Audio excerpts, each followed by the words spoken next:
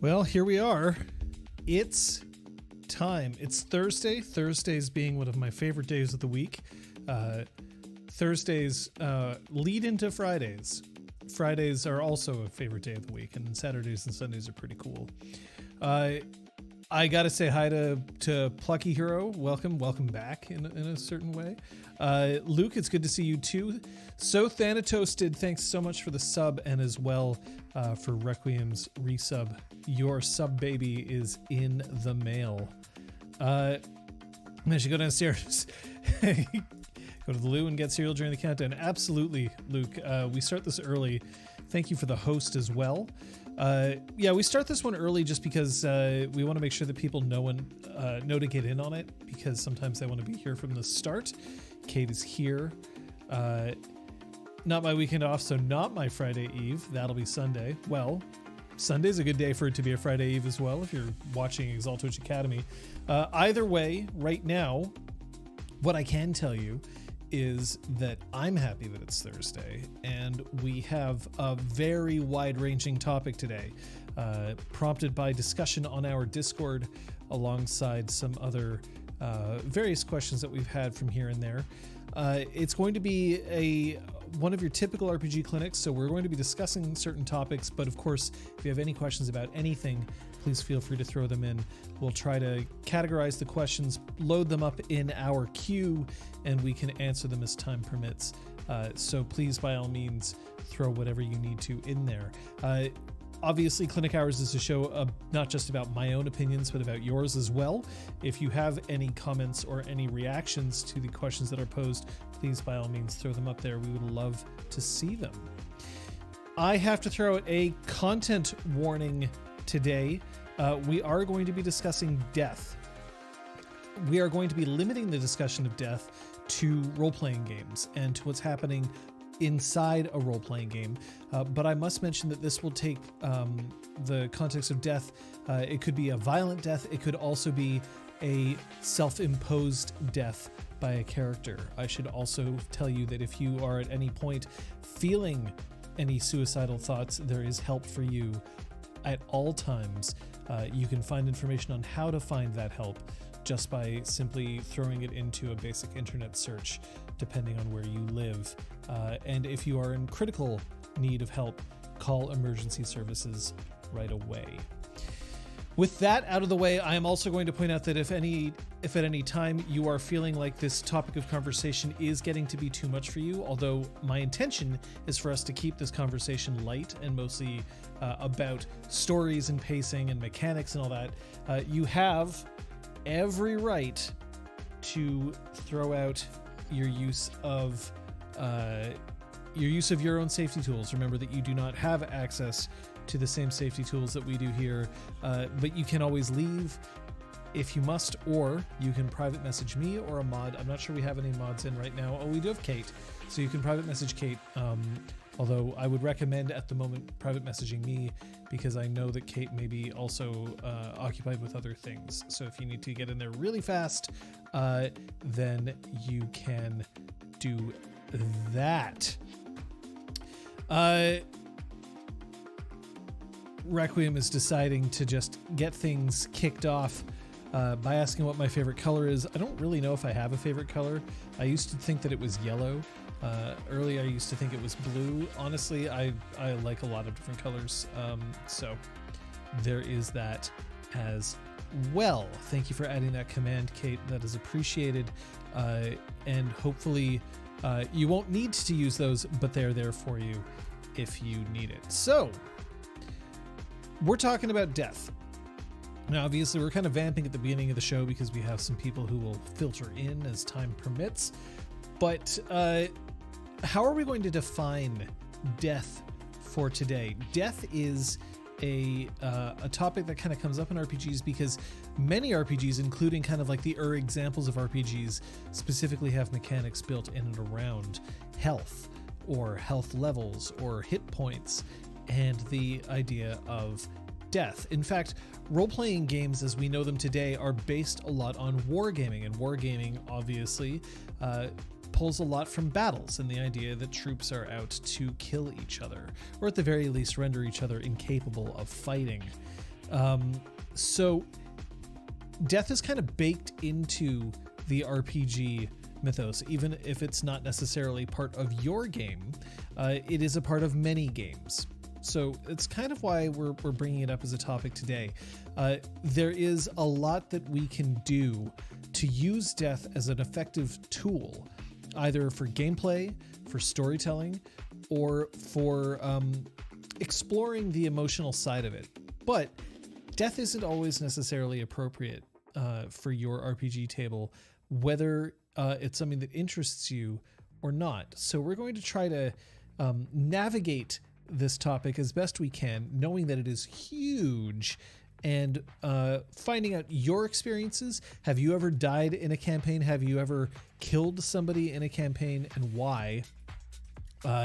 These are the kinds of things that we're talking about today. Now, I am going to tell you first and foremost that this conversation came up in large part because of the concept of a character a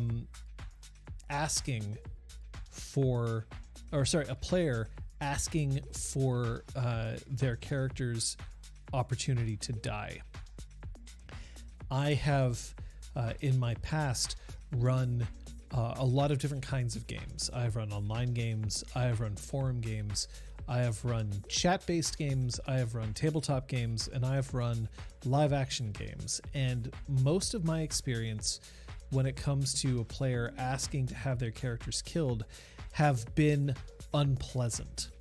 And I'm taking this opportunity right here, right now, to tell you that it is very possible to have somebody request to have their character killed and for it to work. But it is a delicate subject, and it is difficult to stick that landing.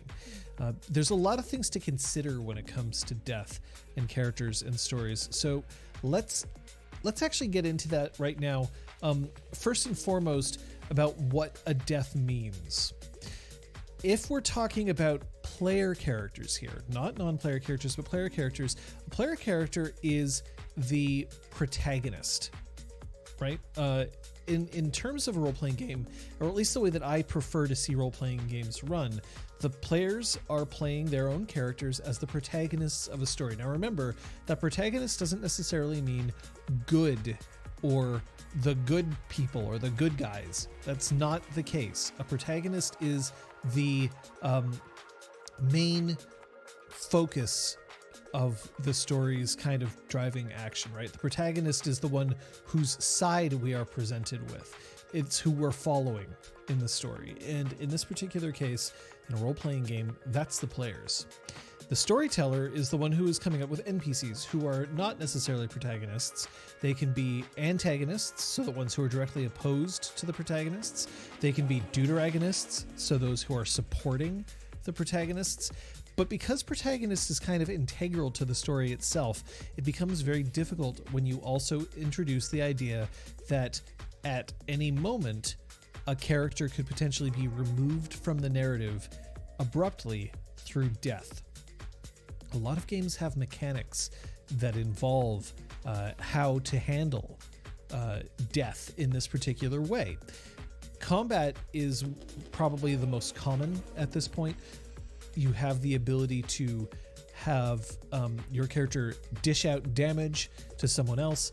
They have the ability to dish out damage to you, and should your health drop to a certain point, well, then other mechanics kick in, ticking away at your attempts to bring your character back to the world of the living. There's just one problem with this.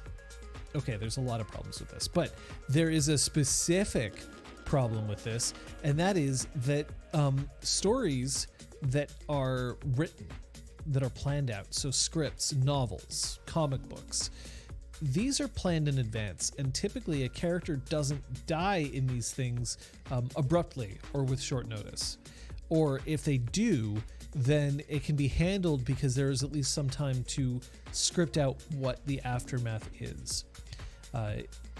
Even if it's a television show where you're used to thinking that anyone can die at any moment, a la Game of Thrones, Lost, The Walking Dead, these kinds of popular television shows of late, which have had as part of their kind of core, don't necessarily get attached, because you never know if somebody is going to be around next episode.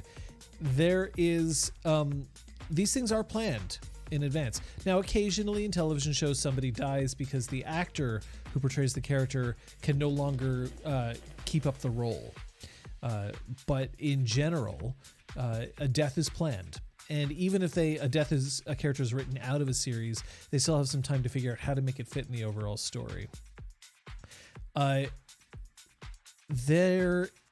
a role-playing game, if you leave death to chance, if you leave it up to the mechanics, you are essentially introducing a very dangerous element to your narrative. That at any point, if you are using strict adherence to the rules and you are not fudging your way through the game, you risk having a protagonist, somebody who is crucial to your story, plucked from the game. Now, for some games, this isn't actually a problem, because there are role-playing games out there that focus far more on the mechanics or the game aspect of a role-playing game than on the role-playing or the narrative. These are games where people show up, they have their character builds, they fight monsters, and they go through the rules as typically stated in the rule books, that they enjoy this. It's actually a very common way of playing.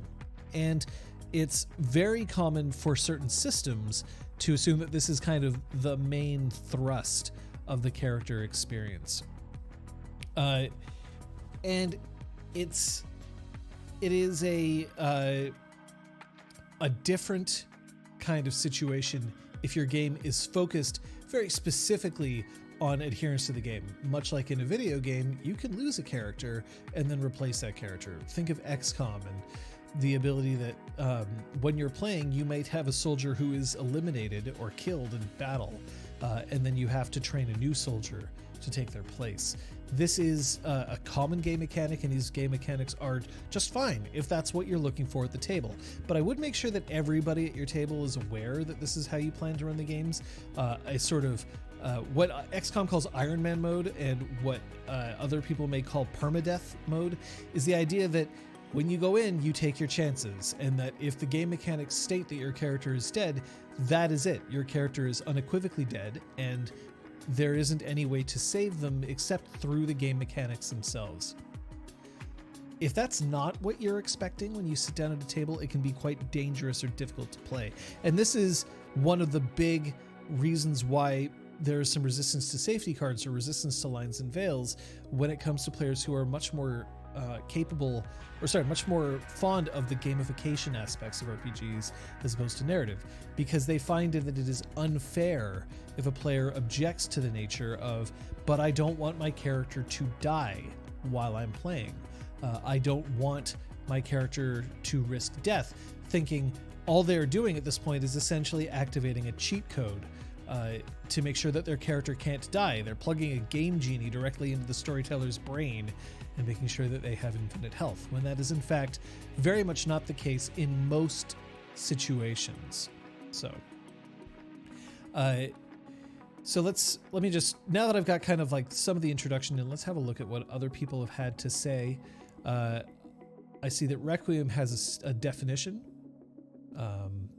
which of course I'm gonna try to get in there. Feature.chat has been really kind of like, it's a wonderful tool, but sometimes it's just rough. See if it's gonna, you know what, I'm just gonna copy and paste it in. So we'll just do that. Why not?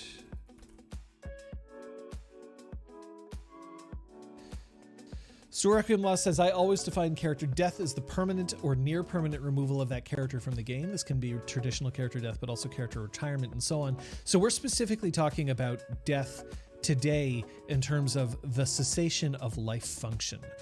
Character retirement is something else, and we can kind of get into that later on, but I'm talking specifically about the idea of a character dying, because there's more kind of surrounding that than simply retiring a character from play. So it's not that your definition is incorrect. Far from it. It's more that we are covering specifically the idea that a character who was once alive can now be dead, and what that means for a game.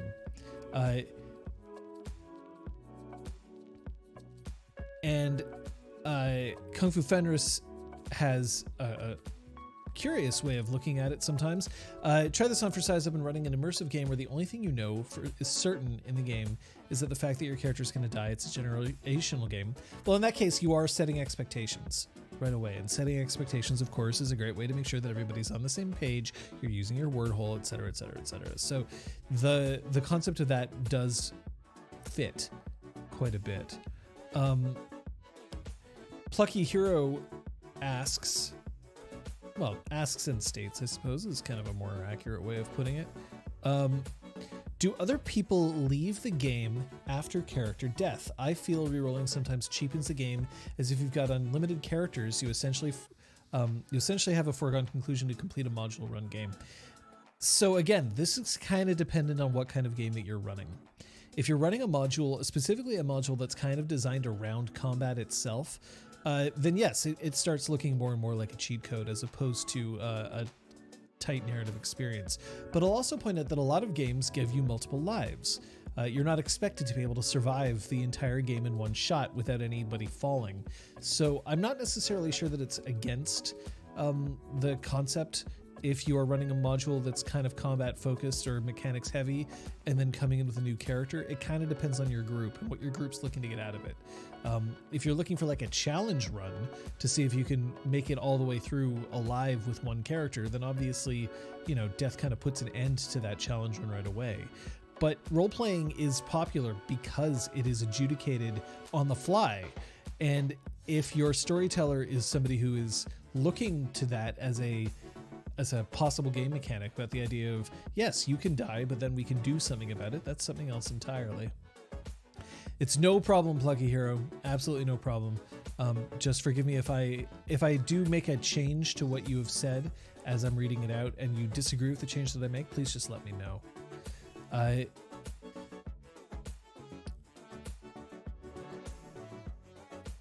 So Requiem has also Requiem has been in a D&D game where there was more or less a waiting list. If you die, then you gave up your seat to another player that wants to play. It was interesting to say the least, but very, very jarring, especially when you're invested in the story. Yeah, I'm not certain that this is a great idea. We'll touch on this briefly.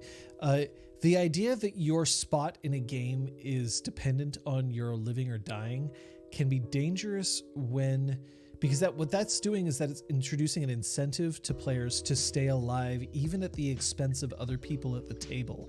It becomes a little easier to betray somebody else, or at least to make strategic options that value yourself over somebody else when you know that means that they can leave the table. Now, obviously, there are some groups in which this will work great, and there's some groups in which somebody would love the excuse to be able to say, I have to step away from this game for a bit so we can have my character die and somebody else can come in their place.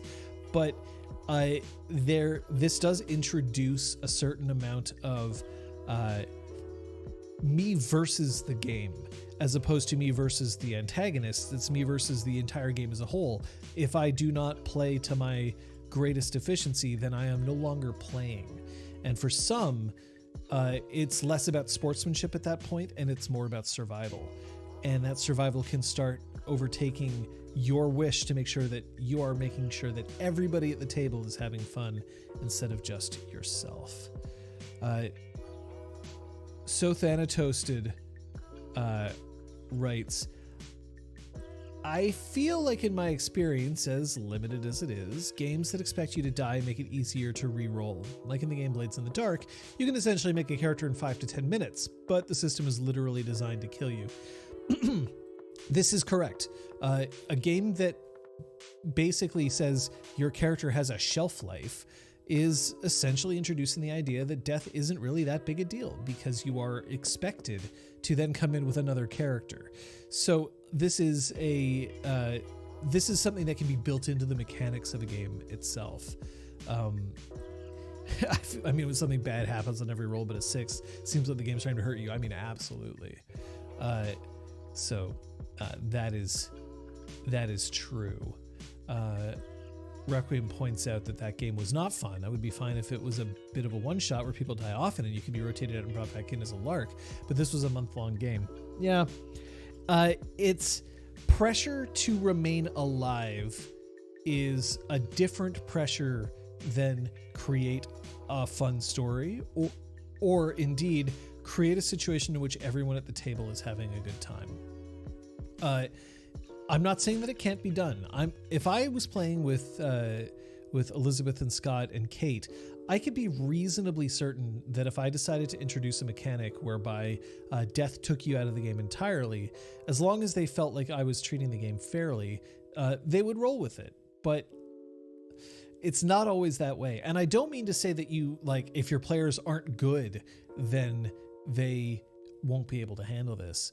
It's not a question about skill. It's a question about their attitude towards mechanics and narrative and role-playing. I'll remind people that my players are narrative focused in a lot of ways. And part of that is because of their professional attachments. We're all storytelling professionals in one way or another.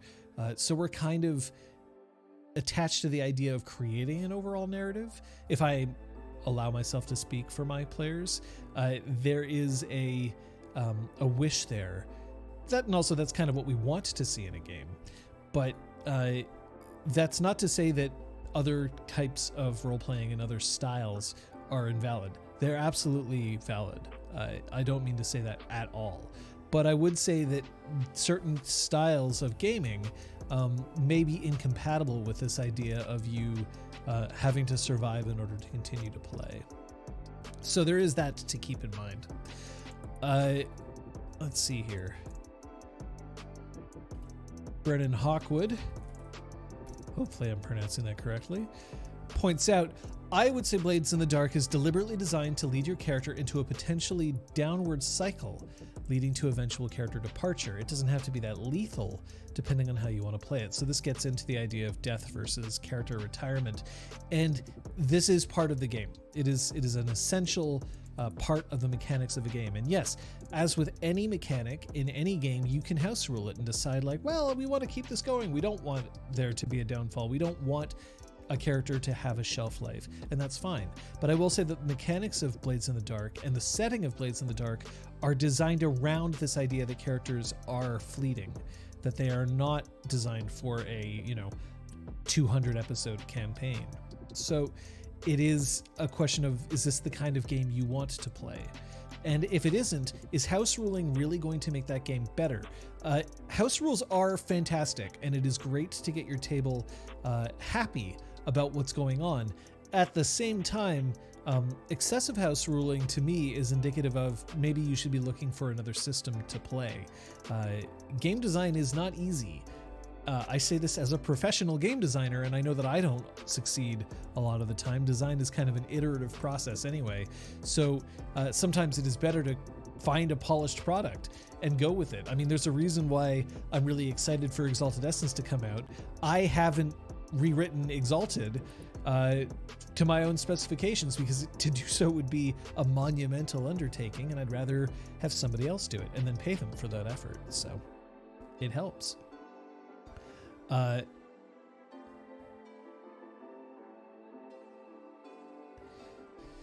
One Exalted game that Requiem lost was in the storyteller brought up in Session 0 that we did not need to fear bad rolls killing our character, and if your character did die, it would only be to serve the story and give us fair warning before an encounter or scene that death was a real possibility. I will admit this is so damn relieving.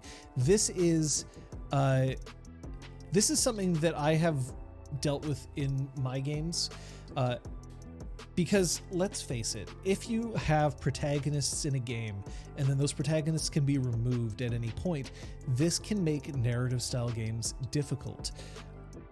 Let's take an example of a long-running campaign. You've played 50 sessions of a game with the same cast of characters, and then one of them all of a sudden dies due to a string of bad luck at rolls.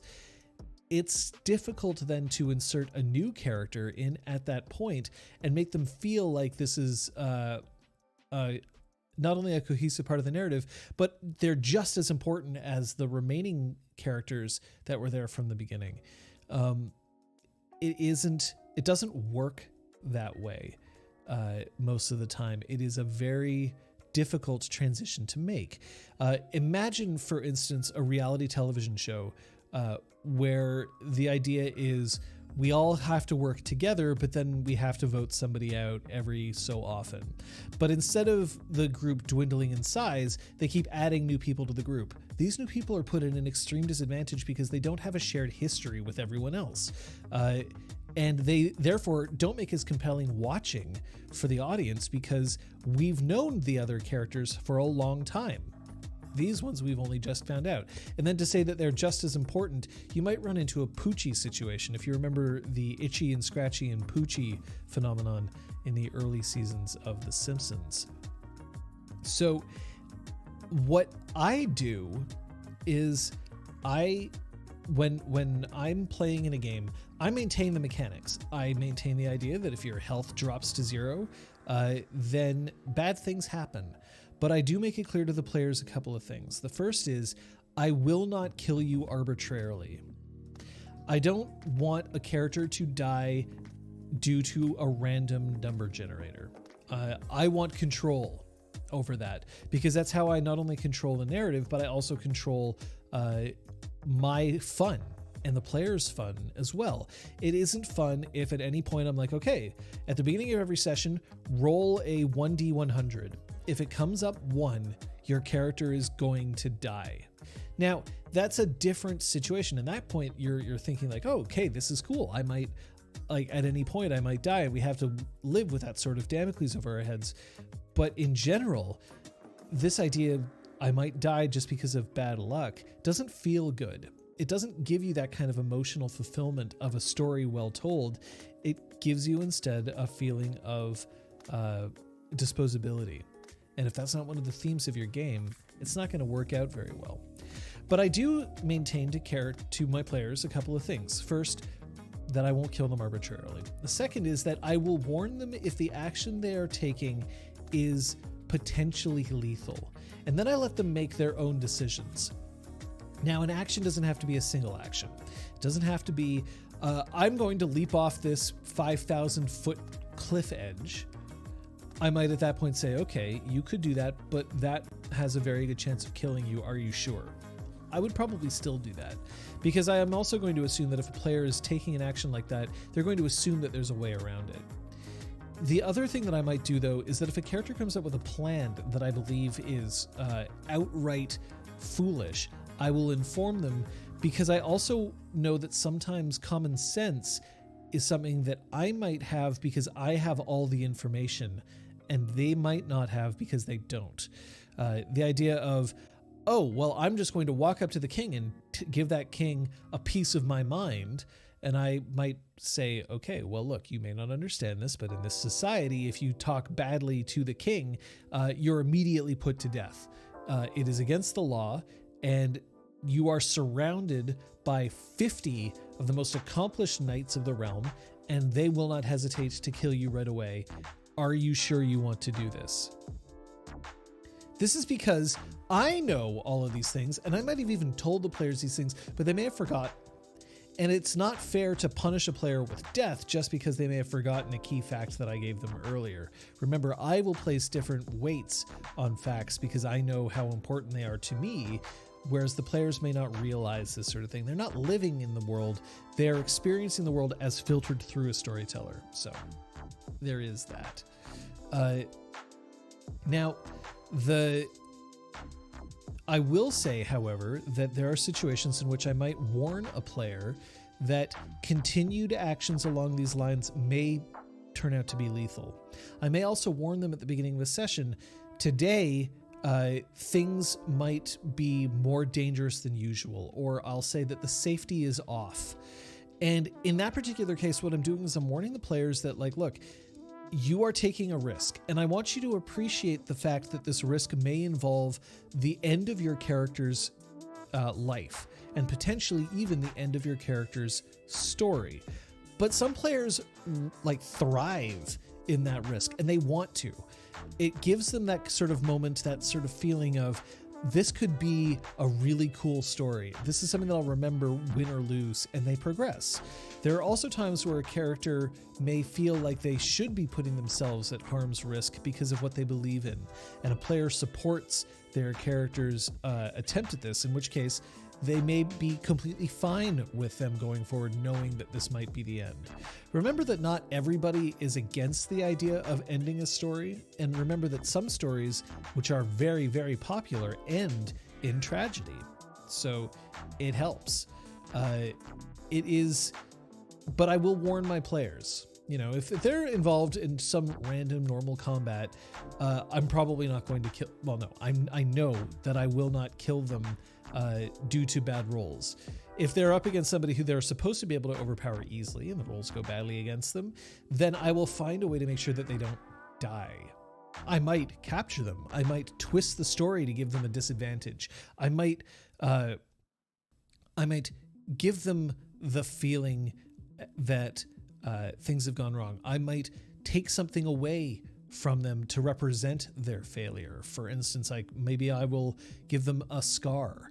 Maybe I will physically harm them in a manner that cannot be easily healed. Maybe I will take out a beloved item and say that item has paid the price to save their life. So all of these things are options that you can do instead of killing somebody. But there are times where I absolutely will be like, look, this can be death. But I'm going to point something out. If you kill a player character, depending on what kind of game you're running, and depending on where in the game you are, this may end the campaign. And if you're comfortable with that, that's fine. But again, replacing a character might be too difficult, and it may be something that you don't want to do, or it might be something that you just simply cannot do. And so therefore, the death of a character may mean that the campaign, the story, will have to start wrapping up sooner rather than later. And especially this is true if by wrapping up the story, you also have to keep in mind that one of your players can no longer participate in the same way because they're dead. So, your current players are role-playing horrible people, Fried One? Yeah, well, it happens. So Plucky Hero says, I was running game and had a similar situation where I made it narratively clear throughout, and even before becoming across a hag that was a ruler and disrespecting her would be lethal. So I was running a game and I had a similar situation where I made it narratively clear that running across a hag and disrespecting her would be lethal, and then they proceeded to smear jam on her forehead. I felt I was put in a really tricky situation as the game master, as players swore that they didn't mean to be offensive. So there's also something that players will sometimes do, which is they'll act in bad faith. They'll be like, I didn't know that this was going to get me killed, when in reality they knew perfectly well, and that they're pushing your boundaries. One thing that I will point out is that as a storyteller, if you do not have consequences for actions, then you cannot complain when people start taking actions that you don't like. This is the carrot and stick approach. When someone does something you like, you give them a carrot, you give them a treat. When someone does something you don't like, you hit them with a stick.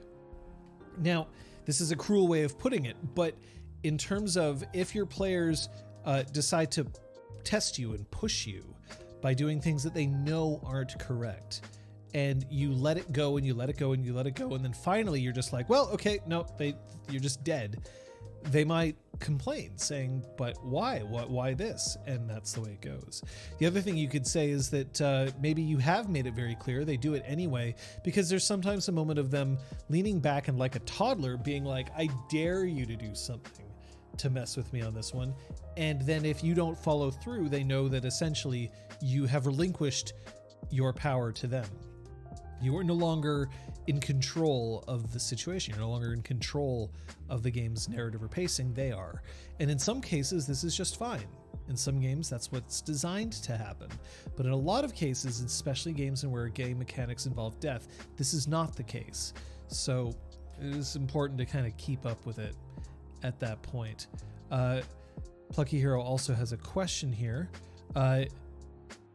So do I overrule the mechanics like not dealing fatal damage and instead do something else? So a lot of games, especially recent games, have mechanics that make sure that characters cannot be killed outright, except in extreme situations. So for example, in Exalted, if you take lethal damage to the point where it would kill your character, you could instead resist some of that damage, but you have to take a scar instead. And you can only do this once every story. In D&D, if you drop below 0 hit points, you start entering into a situation where you have death saving throws that could save you, but if in the following 3 rounds somebody heals even 1 hit point worth of damage for you, you get back up. There's a lot of mitigation that's happening at this point to make sure that one-shots don't happen. And by a one-shot, I mean one attack just completely takes you out, no matter how much protection you had or how much stamina you had or whatever, because it doesn't feel good to just randomly be taken out by a single roll. But I will overrule mechanics if I feel like they're not serving the story properly. I don't have to, though, in a lot of cases, because I can also make sure that my antagonists, if they're indeed facing off against antagonists, aren't going to react in such a way that it makes death likely. For instance, if we're involved in a duel between one character and one NPC, so a player character and a non-player character, and the non-player character wins the duel, I don't have to execute the player if I don't want to. There's a lot of things that my character could potentially do. Maybe just before I'm going to give the killing blow, somebody else goes, "Stop! Do not do this," right? Or anything like that. And then you can introduce a new element to the game. Now there's another player involved, another, political player or another antagonist, but they want to keep the player character alive. Maybe I can do it that, like you're mortally injured, but then your opponent immediately starts to heal you, saying, "I didn't intend to kill you," or "You can't get away that easily," or any number of other ways to do it. You don't necessarily have to break mechanics in order to keep somebody alive, because the other thing I will point out is somebody who has a habit of killing everybody they meet cannot expect mercy from anyone else. And a lot of times when you are fighting, you don't necessarily aim to kill at all times, because you would hope that your opponent would extend the same courtesy to you.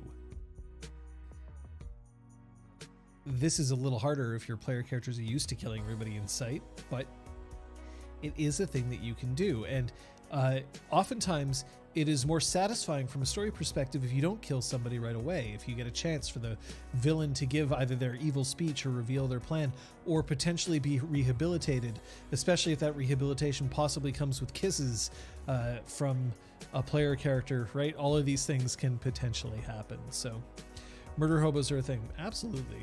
And that is definitely true. Or even using the initiative for some sort of gambit rather than a decisive attack. Absolutely, Brennan. Hawkwood, it is, there's a lot of things that you can do to not kill somebody. A lot of things. Remember that if you are a storyteller, you are also acting as the world's adjudicator. So at any point, you can always bring someone in to help, and you can always bring someone in to hinder if you need to. You can Deus Ex Machina somebody out of something if you wish. So no, death doesn't necessarily have to be foregone, and I generally don't want to kill somebody unless I think that it will make for a narrative, good narrative sense, or I use the threat of death to make sure that players don't do something that I don't want them to do. As an example for this, if I was saying, okay, well, I want a political resolution to this story, and they're like, no, we're going to go in and we're going to assassinate the king, and I say the king's very well protected. If you're discovered, they will kill you, and I, as storyteller, am telling you that if you assassinate the king, all bets are off, and you're going to potentially have to fight off people who will kill you. Then this is a way, I don't use it a lot like this. In fact, I use it rarely like this, but it is a way for me to basically say, like, okay, you're allowed to take this action, but you should know that I can take this action as well, up to and including your character's demise, and that can encourage them to do something else entirely. I typically do this if it's also justified by the story, right? Like I won't say, well, if you steal that kid's ice cream cone, I'll kill your character, right? Like that's not what I'm looking for. What I am looking for is if they're looking to cross a certain line, and I don't want them to cross that line without knowing what the consequences are, I will inform them of those consequences. Assassination can always be seen as a political solution, Requiem, but if I have made it clear that an assassination is not the solution that this story is looking for, then I don't want them to consider it unless they're also willing to put up the consequences of said action. So that helps. I can't tell you how often I have to remind my players, so this is very important. I can't tell you how often I have to remind my players running is a viable option during combats where there's real risk of death. So this is something that can also be borne out basically by adherence to scripted content or video games. In a video game, you often don't really have the option of running away. It's you go in, you fight. If you die, you just try again. In scripted content, people often have the last stand where they stand up, they're broken in 800 different places, they're bleeding out of every hole in their body, and yet they somehow still don't die, but that's because it's scripted to make sure that they don't die. In a role-playing game with mechanics like this, they don't necessarily have the benefit of that protection, the editor fiat that keeps them alive. So there are times where you have to remind them, you do not necessarily have to die here today. You can retreat, because it is also not necessarily very often that somebody will chase after somebody who is retreating, depending on why they were fighting in the first place. Players hate to run because this is also feeling like players are losing. And a lot of players assume that running is the equivalent of a loss and the point of a game is to win. So why on earth would I want to lose?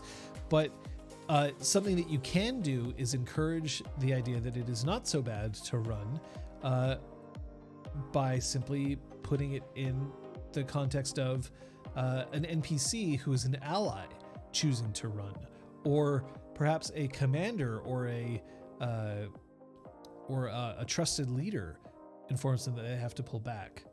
But there is that. So. And also, if I miss a question of yours, please, by all means, resend it. Plucky Hero asks, do you think the discretion of when to kill or when to save narratively is something that will come with experience, or more something you just know and maybe you just don't? Experience is important and crucial for anything when it comes to storytelling, either as a player or as a storyteller. And you will get better at it as time goes on. I'm not going to lie to you. Yes, it is definitely experience, and you will probably make some mistakes along the way. I know I did. I made tons of mistakes along the way. I have not killed when I probably should have, because I tended to err on the side of not killing. And I have, at least in one circumstance, killed somebody when I probably should not have, even though I thought it was completely justified at the time. And some of this is about narrative pacing, and some of this is about negotiating everybody's fun and recognizing what a player's needs are. So it is critical to understand that if your expectation is to be perfect, then you will never get anywhere, because mistakes are endemic to whatever you're doing. Today, I will still make mistakes. I still make mistakes all the time, and I don't doubt that I will continue to make them as I keep going. So, Griff had it coming. That is completely fair, Rock Pants, and thank you for the sub, baby. The concept of how do you know when it's appropriate to kill somebody or not? There's a few things to take into account. The first is, where is the story at currently? Is the story at a point where a death will end the story, and is the story ready to be over?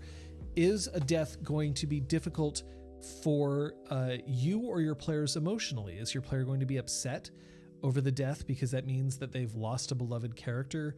And can't take solace in the idea that, all good things must come to an end. Hey, at least it was a really cool story moment, right? Like, a death can mean a lot of different things.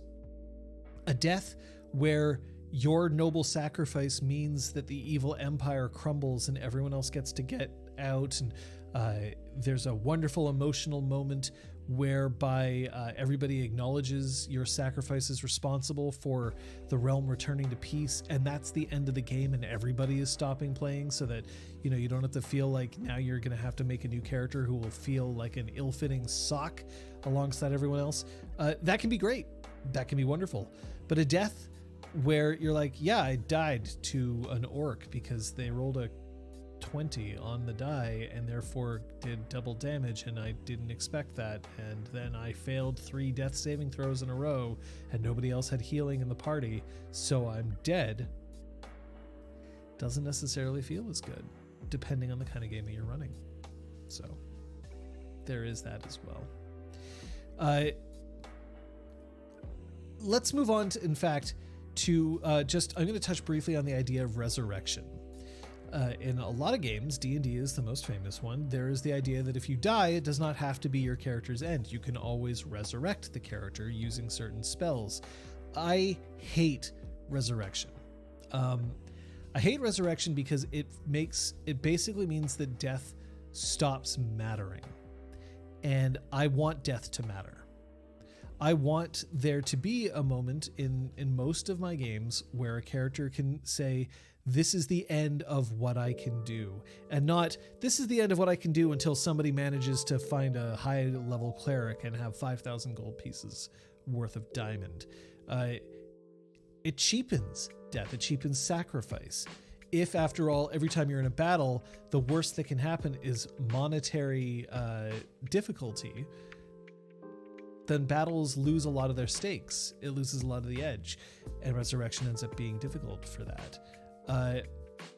There is, I don't like the mechanics that exist for that. I would much rather have mechanics which have consequences for almost dying, but avoiding death, than for death and then being able to just come back, even if coming back has a consequence. So it is a thing. I don't like resurrection. I think that you should think very long and hard before you allow resurrection in your game. Now, D&D is also balanced around resurrection, so be careful when trying to mess with that. Taking that power away weakens a lot of classes in that game, and it also means that the game becomes much more lethal than they intended it to be. But in general, no. There are other ways. I've seen things like, if you die, you get to come back as a ghost of your character, or if you die, you come back as like a revenant or an undead version of your character. There was even a popular thing where if you died, then essentially if you were playing a World of Darkness game, all of a sudden you are now playing Wraith. These are fine, but remember that this changes a character fundamentally, and a fundamental change to a character might be fun, but it also might be just worth then making a new character at that point. So there is that.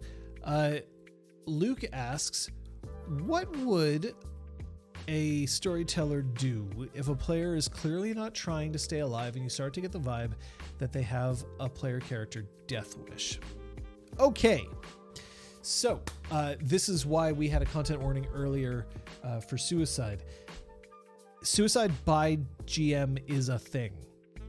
It is absolutely a thing, and there's different reasons for people to do it. Maybe it's because they want to play a different character than they are playing currently. Maybe it's because they don't want to play anymore, but they want to have an in-game excuse rather than an out-of-game excuse. Maybe they just really like the idea of having a noble sacrifice. Sometimes players will ask a storyteller in advance, hey, can I have my character die? Because that would be a really cool way to go out. And sometimes they don't bother. They just try to do whatever they can to get killed. There's also, a pity moment, right? Like, I want other players to feel badly for me and to give me attention because my character is dead. So, if you're noticing this, you should talk to the player involved right away. Even if you're a player and you see somebody else at the table like looking like they've got a death wish, talk to them privately if possible, just because this can be a delicate situation to be in. But talking to them and finding out like what's the deal, and not necessarily in a judgmental or aggressive way, but like, hey, I've noticed that you've been making some substandard strategic choices, or I've noticed that your character seems to be ready to die a lot. What's going on?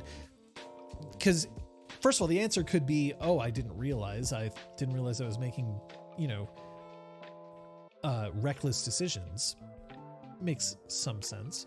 But then you might also find out truly what the player's issue is. If their issue is with the game itself, maybe you'll be able to find out a way so that you can resolve this situation and they can continue playing happily.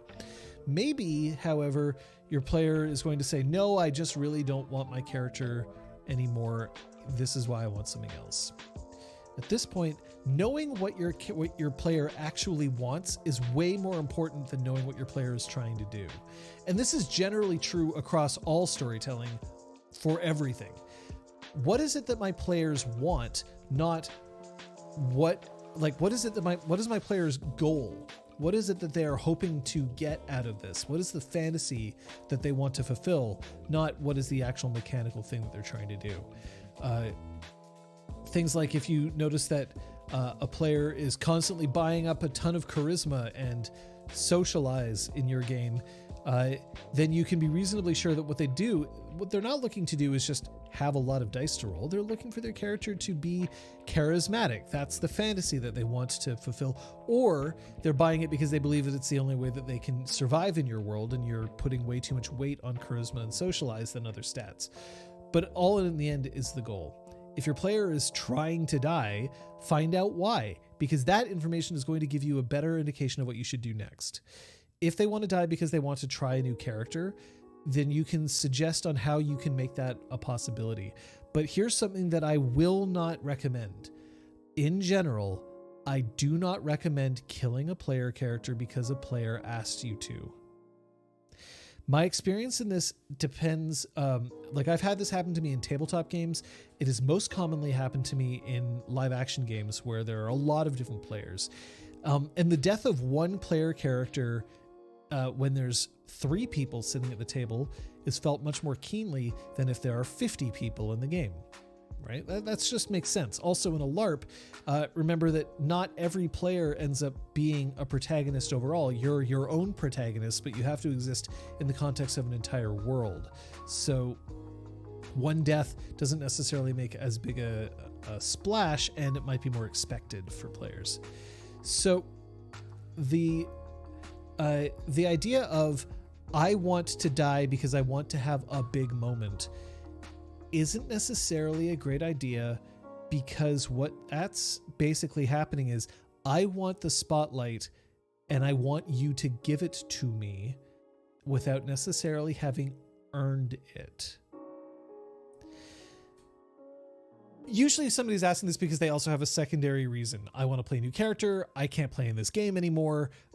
Or I would love to keep playing this character, but I've made some bad decisions and now the character I feel is no longer viable. So I guess I might as well move on to the next one.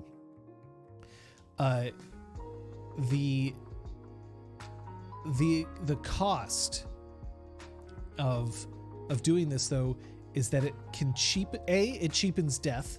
Hey, death can be super awesome and cool, but only if you ask for it, thereby removing the stakes from all other death, because the assumption is, well, they won't kill me unless it's something awesome. It can also basically say that your character immediately gets to do whatever they want, because the price is they will also die. And therefore, everybody else has shouldered the emotional burden of dealing with your character's death. Because you're not the only one affected by a death if your character dies. Everybody's affected by your character's death. And you have unilaterally made the decision of, well, I guess I'm going to die and you're just going to have to be sad for me. And that doesn't end up feeling good for a lot of people. The circumstances under which I've been confronted with this as a storyteller for a LARP was essentially a bid of, well, I have an excuse to create a new character, but I want eyes on me. And in fully half the times that I allowed it, remember, not perfect, made plenty of mistakes, the player immediately regretted the decision after the character died. Oh, but I wanted to keep playing this character. You asked to die. And I would even make it clear. I'd be like, this is irreversible. If I'm killing your character, that's it. They're dead. They can't come back. They'd be like, yep, it's fine. Their character dies and there's instant regret. And they're like, but I asked for it, so can I just have it rolled back? Can we retcon it? Can it have been an evil twin? Could I have been rescued at the last second? And immediately then it's, you screwed me over even though you gave me what I wanted. Not great. The other thing is that then other players often feel like they're cheated out of a cool moment because they can't rescue you. Healers exist in a lot of different kinds of games. Clerics, D&D, healing spells, apothecaries, any kind of thing like this. And then what you are essentially saying is, no, you can't protect this player. Maybe it's not even a healer. Maybe it's just somebody who is like a tank or somebody who defends others. You can't actually do anything about this because this character is destined to die. You don't get a say. And that can make them feel awful because they built their character around this idea that they would protect their friend to the end. And now they can't because their death has been pre-planned. Not usually great. So as Requiem has said, in situations where this comes up, in general, character retirement is something that should be chosen over character death. And here's how I would actually do it. If somebody said, I want to take this character out of the game, maybe it's because they want to play a new character, maybe it's because they can't play in the game anymore, blah, blah, blah, blah, blah, then they come to me and say this is what they want.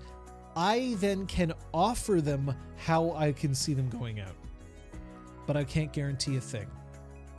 I will give some brief spoilers here for the end of Changeling the Streaming.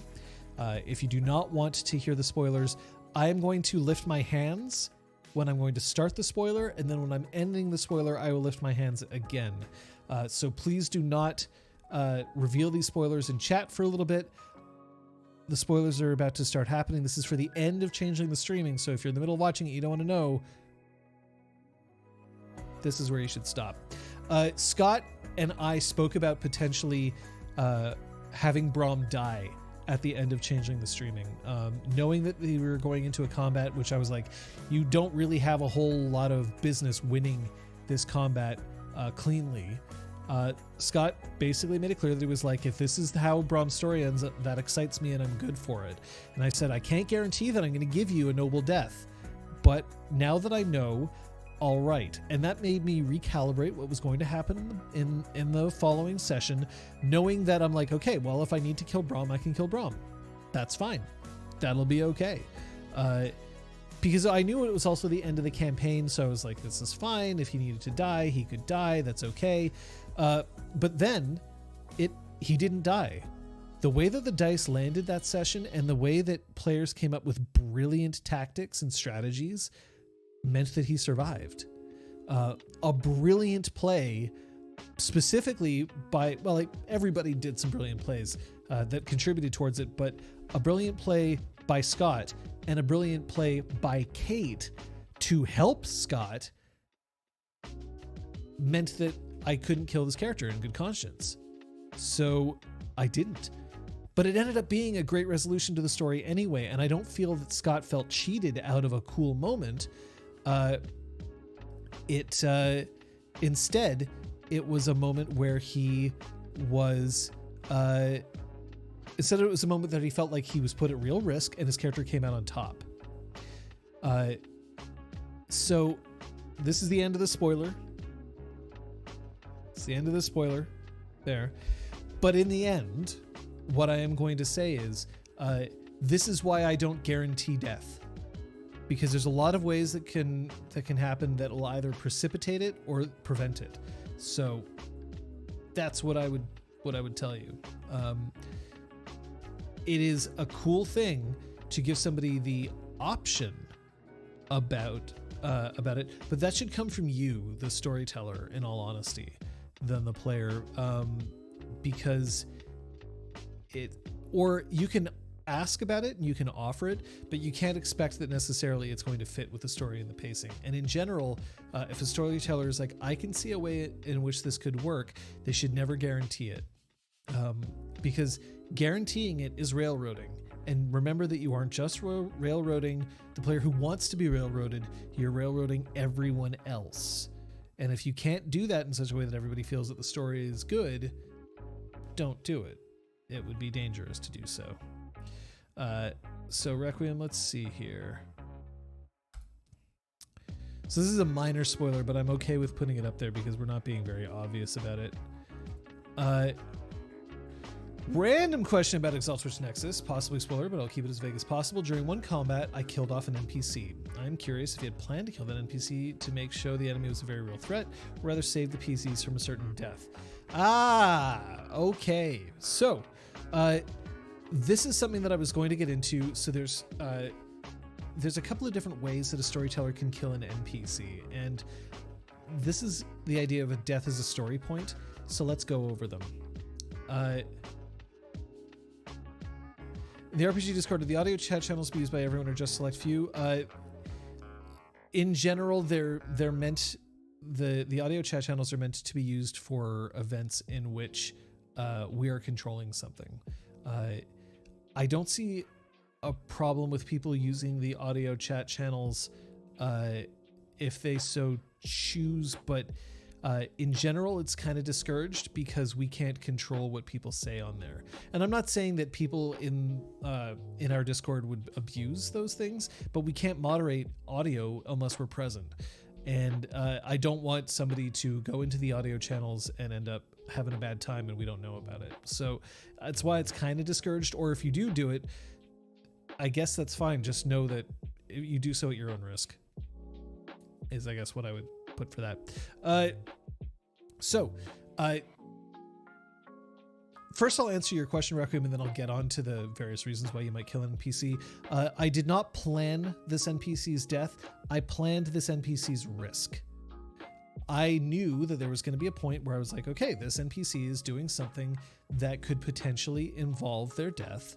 I gave the players ample opportunity to interfere with this if they so chose, but I'll also point out that it could have just as easily, instead of my killing an NPC, I could have killed a PC instead, based on the game mechanics in that moment, and I chose to kill the NPC as a result.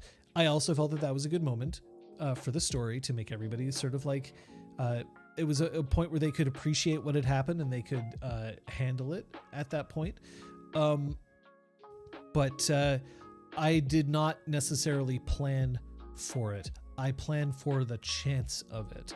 And that's how I typically deal with death. Because again, if they had decided to go through that entire session saying like, well, I'm going to stand right next to this person, I'm going to make sure that nothing bad happens to this person, and I'll do everything I can to protect them, and I'm like, well, they're going to die because I already decided, last week that they were going to die, that doesn't necessarily feel great. So no, I plan for death. I plan for the possibility of death. I don't typically try to plan deaths right away. See you later, Kung Fu Fenris. So Plucky Hero, we do have watch parties of Academy. We have rewatches that happen at 11 a.m. Eastern Daylight Time on Saturdays. We rewatch the most recent episode. And if you want to plan events, by all means, but just plan the event first. Like, post about it. Let us know about it. Because that is stuff that we can potentially do. But yeah, we do have options that, and I know that Scott has hosted movie nights in the past, so these are things that can happen. But talk about it first. In general, when it comes to the Discord, we're just a little bit more cautious for the reasons that I stated earlier. But okay, so killing an NPC. There's a couple of reasons why you might want to kill an NPC, especially a situation in which you want to have their death have some meaning. And here's where you have to pay attention. I'm not saying that you can't do these things or that in these cases it's always bad. but it's things that you should watch out for. And the first is fridging. Fridging is something that is considered a trope, and it is when you kill somebody for the sole purpose of spurring the protagonist to action. This is often their loved one, right? So the example of this, I'm not going to get into too many details just because I don't want to spoil anything, even though this is like, okay, but this is decades old, but whatever, is a superhero who comes home to find his love interest dead, stuffed inside a refrigerator. And the only reason that they killed off his love interest is to make him go after the bad guy. That's it. The bad guy's like, I'm going to kill this person. Ha ha ha ha ha. I'm so evil. And the person's like, you killed my girlfriend. I'm going to come after you. This kind of sucks.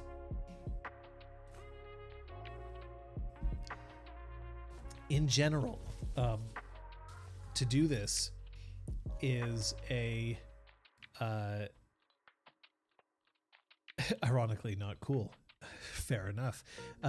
When you fridge, you devalue the character. Killing somebody just to enable somebody else's story often doesn't feel great. Now, remember, in a role-playing game, the player characters are protagonists. The story revolves around them, so anything that happens affects them. But if you, for instance, if one of your players comes to you and says, okay, so I have a boyfriend, and my boyfriend is waiting for me back at home while I'm out adventuring. And I say, great, one day you get home and your boyfriend's dead. Like, that's...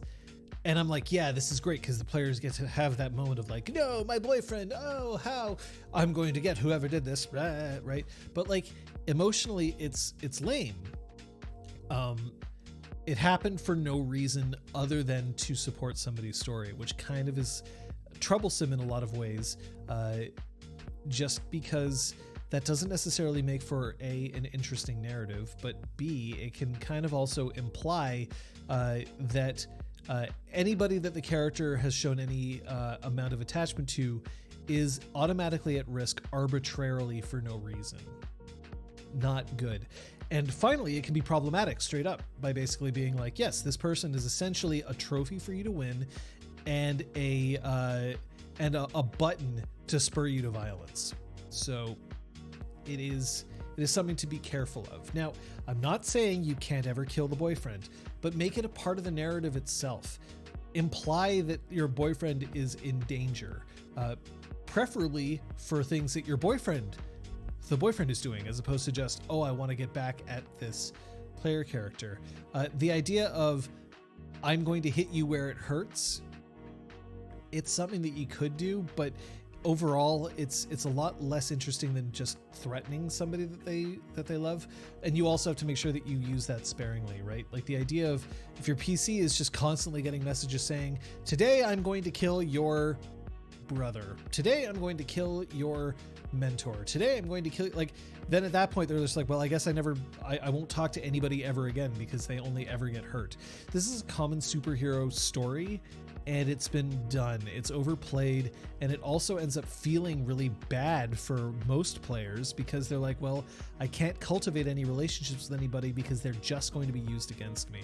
So Raccoon says, I can see fridging as part of a backstory of a character before play, a reason they're doing what they're doing, but yeah, during a story just to spring them into action is quite problematic. So that's not fridging if it's part of somebody's backstory, because in general, if somebody is killed, then it is a part of their backstory for a reason. Now, you can fridge yourself in a way, like you can have, say, for instance, like, I went into a berserk rage, and when I came to, I realized that I had killed my own lover. Oh, right. Like, you can do this. This can be a thing. It's just something that you should be very cautious in doing. Players generally don't react well to constant fridging, and it can be problematic in the best of times. A second thing that you can do is introducing death strictly to bring a moment of sadness. I am going to call this, I admit this is probably could use a better term for this, but Whedoning. Because Joss Whedon as a writer is very fond of straight up just killing somebody very quickly and at random. Now, a lot of the times these deaths can work, and it serves to remind everybody that death is lurking. It's around the corner, it can happen at any time. But you gotta be very careful with this because it often does not actually work the way that you'd like. Just because you felt really badly when, spoilers for again, decades old television show, Buffy the Vampire Slayer, if you were really sad when Joyce Summers dies, Buffy's mom, due to an illness, and you get into a situation where Buffy has to examine that she can't save everybody because she can't help certain medical conditions, like this is something that can be a very interesting moment, but players can often feel cheated or jerked around when you decide to kill somebody for the express purpose of just making everybody sad. Not necessarily to spur them on, but just to be a moment of tragedy. It is something to consider before you pull the trigger on it. It is a difficult and dangerous situation. Oh yeah, Berserker Rage was what put Heracles on his trials. The whole thing about Heracles, remember that, like the Disney version of Hercules is not considered canon in a lot of ways and all that. But yeah, Hercules' trials are to redeem himself for doing something horrible. Not because he drank a potion given to him by James Woods.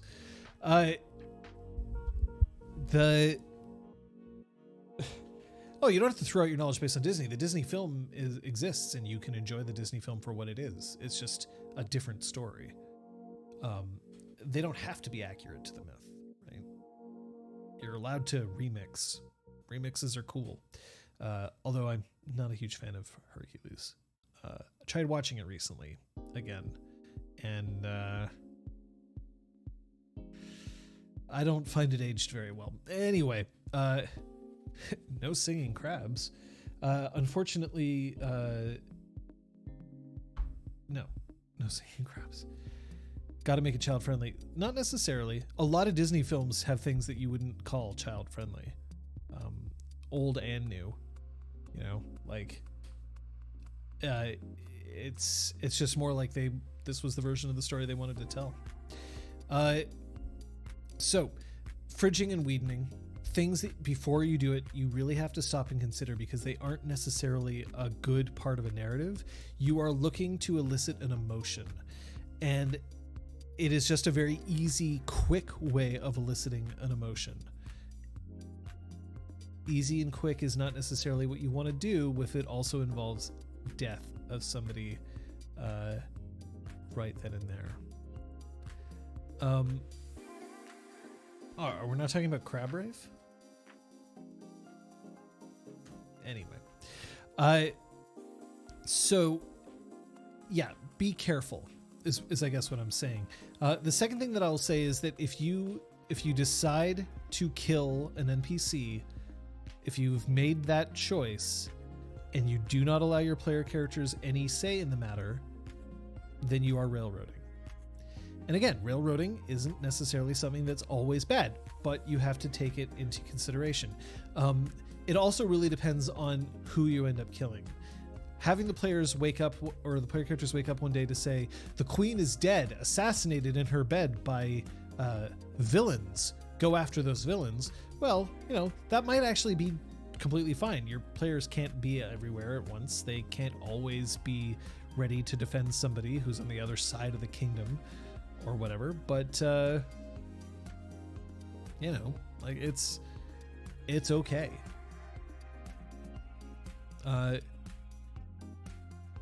So there is that to keep in mind. Now, let's see here. Making death optional. So this has come up a bunch. A character going missing or never found. It's the same as death in a lot of ways. If you remove a character, tell the player that their character isn't around anymore, and you don't give them any option to resolve that, think about it. There's not a lot of hard and fast rules when it comes to this sort of thing, but there are a lot of things where you just have to consider how it's going to emotionally affect your player, or your players, I should say. Just because you think that it will be a good moment doesn't necessarily mean that they will feel the same way. I will also say that feeling sad isn't necessarily bad. There's plenty of stories out there where moments happen and people are sad at what had occurred, and that's okay. We want to feel sad in a lot of ways. We want bad things to happen. We want that as part of a narrative, and oftentimes it's because we also want to have the contrast between when somebody is feeling badly and when somebody is feeling good. So don't avoid sadness. Don't avoid death necessarily, just because it's going to be a moment of sadness, right? I have killed characters, NPCs or PCs, and it worked out really well, and everybody was like, oh, that was hard, but it made for a great point of the story, and we can move forward with it. So, like, these are things that we do, because also remember that one of the reasons we experience stories is because we want to experience emotion, not one emotion, but many of them, or all of them.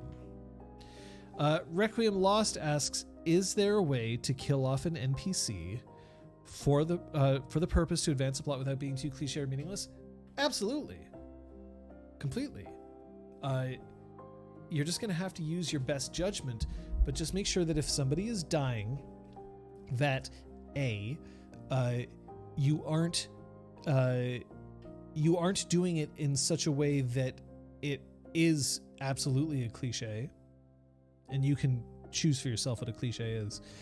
B, you have to make sure that if you're killing somebody, you're not doing something that the players are immediately going to be frustrated from a meta context about, right? Like, remember, if they're like, okay, we're going to protect the queen, and then you say, okay, you're going to protect the queen. You go to the castle, you set up shop, you've all gathered around, you've posted guards, you're doing everything correct, and the queen is dead.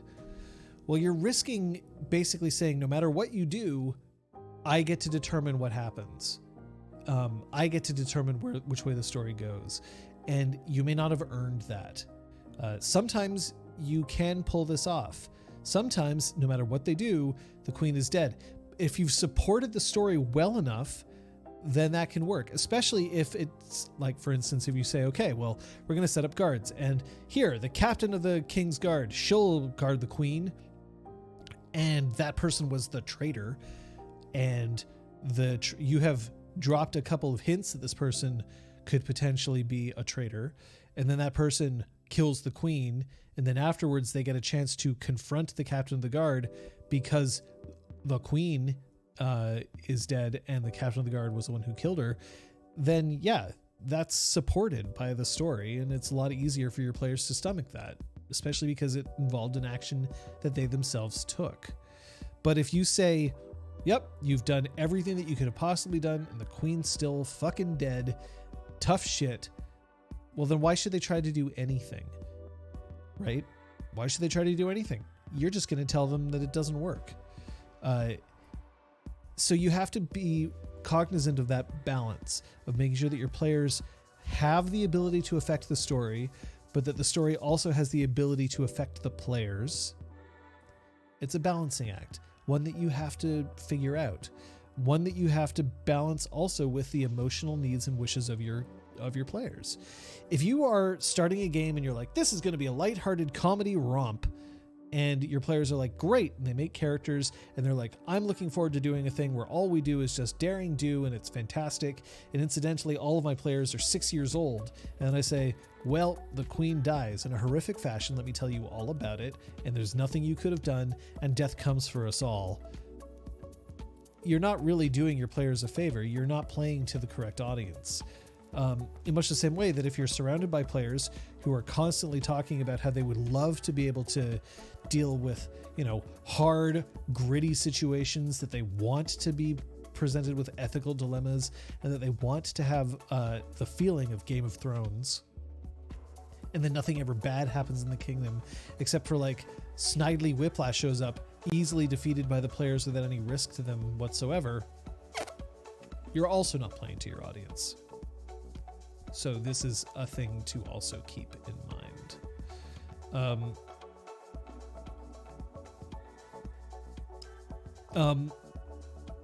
Death is hard. Storytelling is hard. And I tell you this not to discourage you from doing it. I tell you this to make sure that you know that all the mistakes that you make along the way will help you in the future tell better stories. And that your mistakes, by and large, won't matter nearly as much as you think they will. You'll notice them, and you may feel badly about them, but your players often won't. Or they'll be like, you know what? 95% of this game was amazing. 5% of the time I got frustrated or annoyed, but 95% of the time was amazing. And that's great. Like, that's all you need. In general, you just want to make sure that at the end of the day, people had fun. And just because you didn't have 100% of the fun that you could have been having, but instead only had 80% of the fun, still it's a net gain. It's a net positive, and one that you can really choose to rely on as you go forward. So yes, Plucky Hero, that is exactly what you want to get expectations of tone from the outset, preferably in a session 0, right? But what if you are playing in a game where you have a player approach you, or a storyteller, or whoever, and say that they're very uncomfortable with the idea of death? They do not want death to be a part of their game. They don't want a risk of their character dying, or possibly a risk of anybody dying. Like I said at the beginning, this is a common thing that people will say against the use of things like safety tools, saying, well, all these people want is to cheat, to not be able to die. This is lame. And here's the thing. They're not necessarily wrong, but they aren't necessarily right either. What they're doing is expressing their wishes for what's happening in a game. And oftentimes if someone says, well, I want death to be a part of the game, and I want the arbitrary nature of the dice to be able to determine if somebody dies. I want the game mechanics to be followed to the letter, and I want that to be respected. Then they're saying that that's what they want, that the gamification of the game is important to them, and that's okay. And another player saying, I don't want death, is also okay. They're both correct. But maybe they can't play together. This is something that I had to realize after a long period of time. It is one of the geek fallacies that was posted on the net like a million years ago. I'm going to see if I can pull it up here, because not all of these are great, but they are some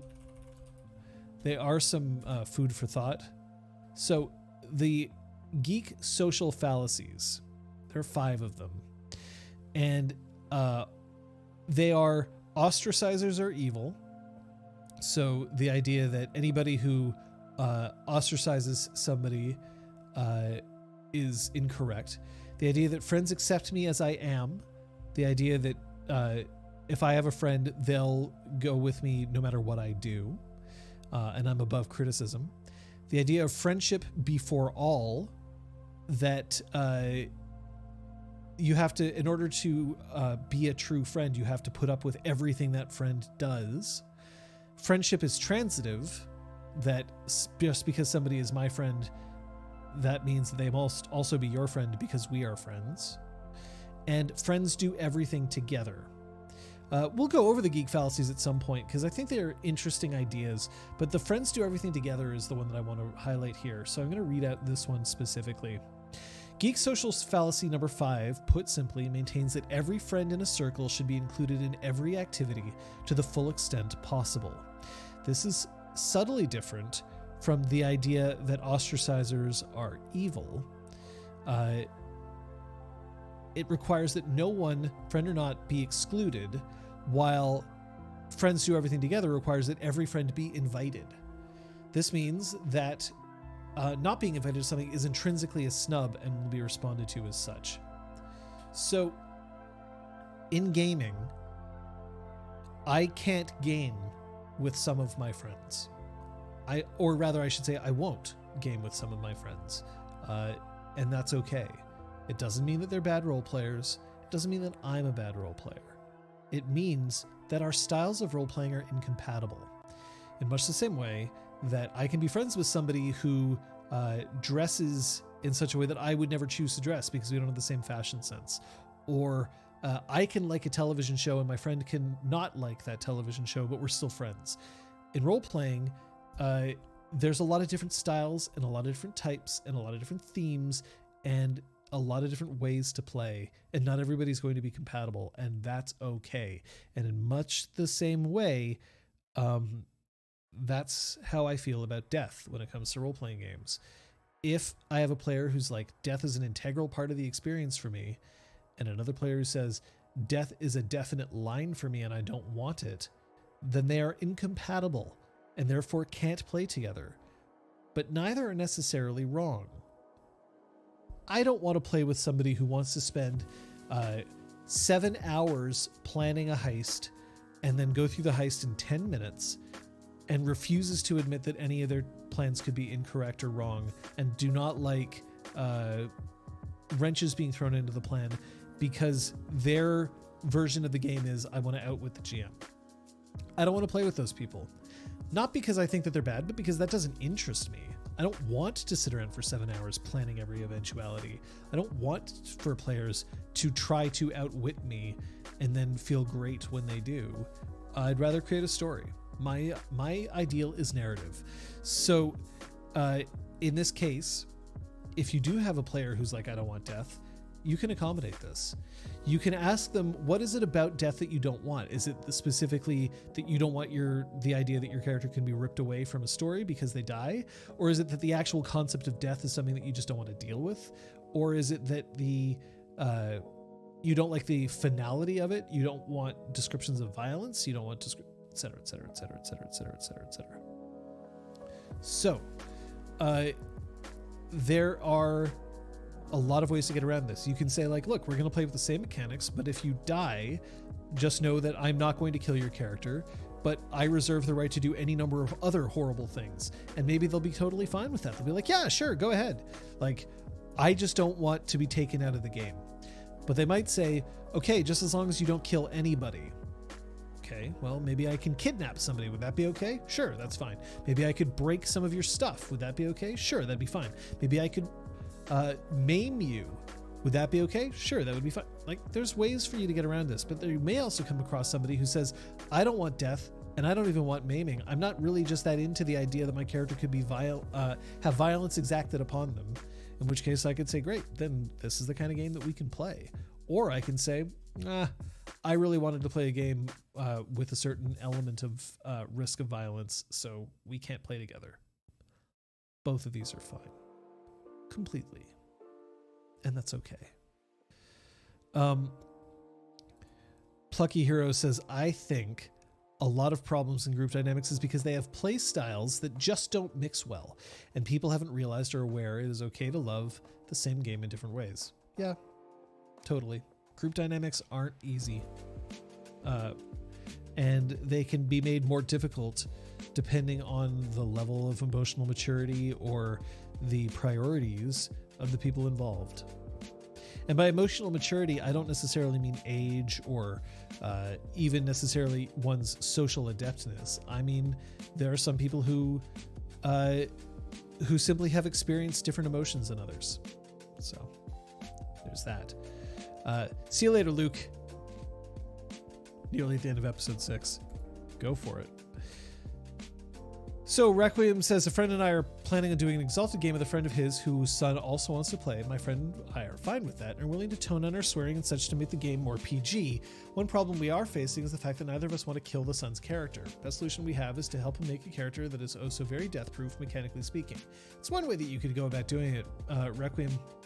But I could also say, just don't kill him. You can do this.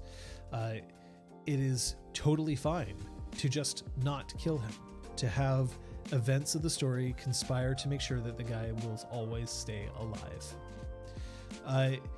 Maybe they have a sidereal who's just watching out for them constantly. Maybe the villain is somebody who just would hesitate to kill, or possibly would just simply hesitate to kill him for specific reasons. Maybe it could be that like he's the focus of a prophecy, and if he were to die, then bad things would happen for both sides. But yeah, there are ways to do it without necessarily forcing him mechanically into a certain way. It depends on kind of how old your friend's son is.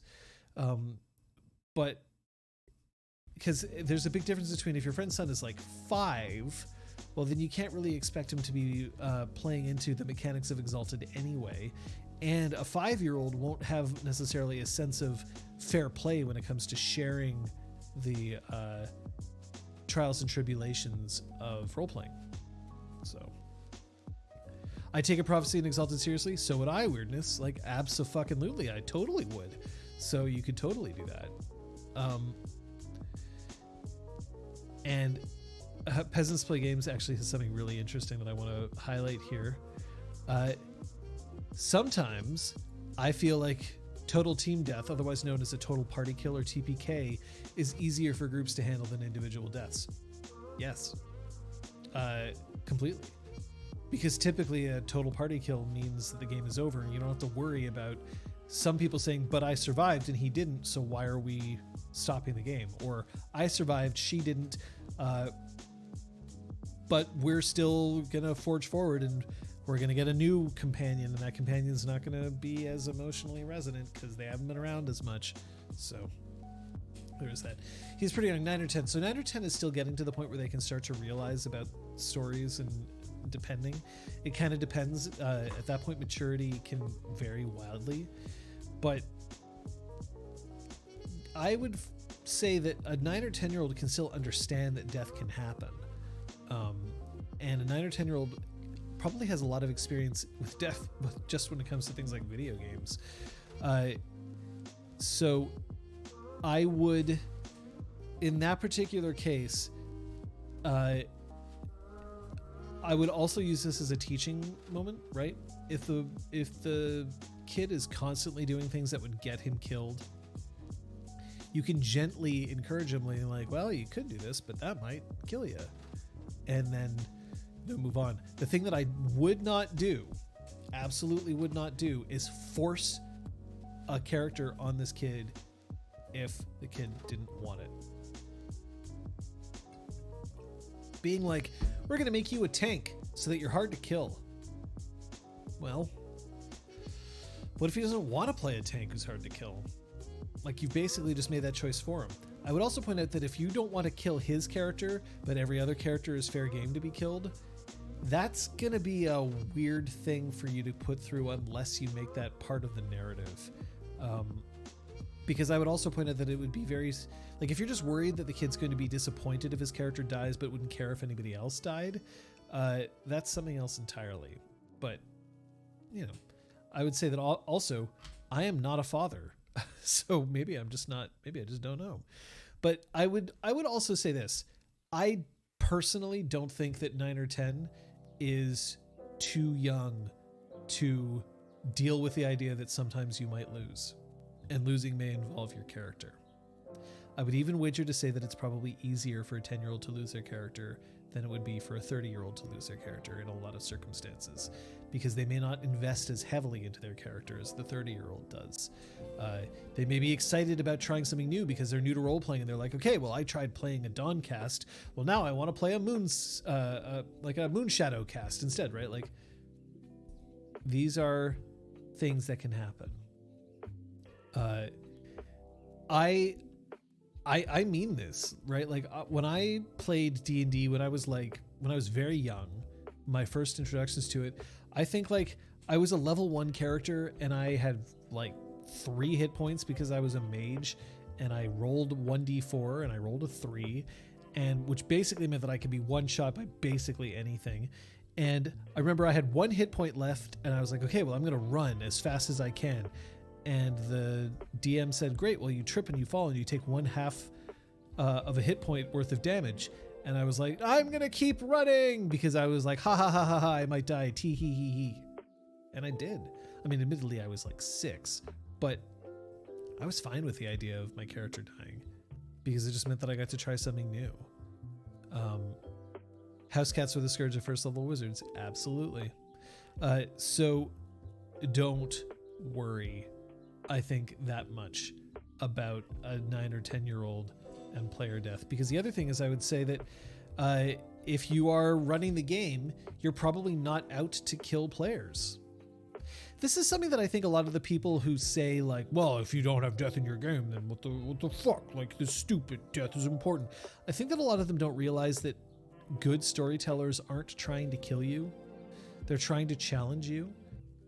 They're trying to put you in situations for you to think about it and move forward. And there's some RNG in there to give you a little bit of risk and some stakes. But if I wanted to kill you in a game, I could easily. Okay, well, you step forward. You're a level 5 character, and the Tarrasque shows up directly in front of you. Roll initiative. Okay, you know what? After you rolled initiative, what are you going to do? You're going to run? Okay, well, you start running, but instead, the ground collapses underneath you. You're surrounded by lava. What do? You're going to cast flight? Okay, well, you start flying up into the air, and the Tarrasque reaches out, plucks you from the air, and just chomps down on you with his jaws, and you're dead. I can do this anytime I want. I don't, because it makes for a shitty story. I mean, admittedly, that could be pretty funny, so maybe that's a bad example. But I don't, right? It is not my intention to kill. So if you're worried that you might kill a character, don't kill a character. Just don't. You don't have to. And in fact, that's one of the things that I guess I want you to come out of this clinic hours with. You do not have to kill anybody. You don't. You don't have to kill anybody even to make death a real threat. But you control what happens in a narrative, both as a storyteller and as a player. A player, you also control the narrative. You can flee, you can run away, you can beg for your life, you can tell your storyteller that you just don't want death to be around. And believe me, it is not necessary, no matter what the mechanics say. No matter how many mechanics there are in the book that say this is what happens when a character hits 0 HP. This is what happens when a character's last health level is filled in with lethal or aggravated damage. You can do whatever you want. So Requiem says, my favorite thing I ever heard is that the storyteller is the most powerful player in the game. They are more powerful than gods. They are so powerful they don't have stats. So that's one way that you could put it. I prefer not to think of it that way. And the main reason I prefer not to think of it that way is because I struggle with the idea that the storyteller is somehow more powerful than the players. Because power is a difficult thing. You have more responsibilities and duties than the player, and thus you have certain privileges, but you do not have more power. Because the goal of the game, the goal of any role-playing game, or at least what I believe the goal of a role-playing game should be, is for everyone at the table to have fun. If you're LARPing, everybody in the game should have fun. If you're online, everybody who logs in should have fun. Everybody should have fun.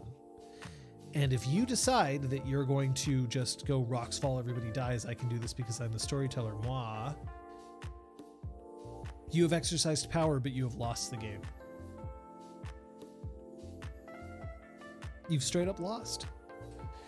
And death is one of those ways in which you can lose as a storyteller. Kill somebody for the wrong reasons or at the wrong moment, or in a way that makes the game less fun overall, and you have failed. Now, feeling sad does not necessarily mean that you have made a game less fun. even if somebody at the end of the session is like, fuck, like that was so sad. Like I'm going to be a wreck all week as a result. It's because they're emotionally invested in the game. And that can still mean that in the end, when they look back upon the game as a whole, they're like, that was fun. I enjoyed it. I had a great time. Fun is perhaps not necessarily the best word to use because we sometimes associate fun with different things. Generally for me, fun means, did I enjoy the experience? Was I happy that I had the experience? Was I glad that I participated? Because that's the goal. So there is that. Now, what happens if you do kill a character, if you do kill a PC? Where do you go from here?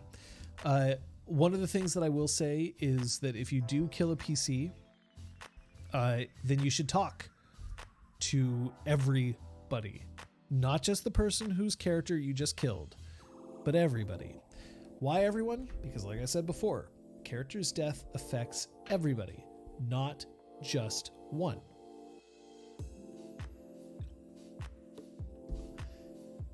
If everybody is kind of like, well, we expected this, we want to keep going, make a new character. Okay.